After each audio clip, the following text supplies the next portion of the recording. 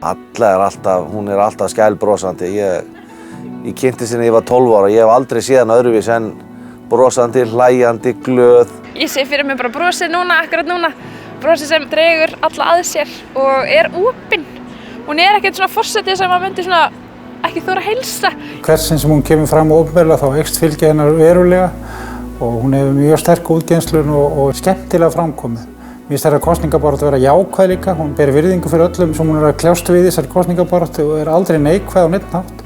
Mér finnst það skipta mjög miklu máli. Mér finnst hún hafa svo rosalega skýra sýn á hvernig hún vill hafa framtíðina.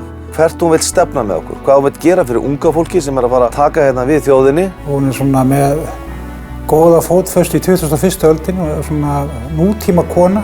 Halla sjarmatröll, ofurklár, útgeislandi með leiðtogahæfileika og svo líka leyfa mér að bæta því við að mér finnst alveg frábært að vera eftir 20 ára veru karls á forsetastóli að kjósa konu.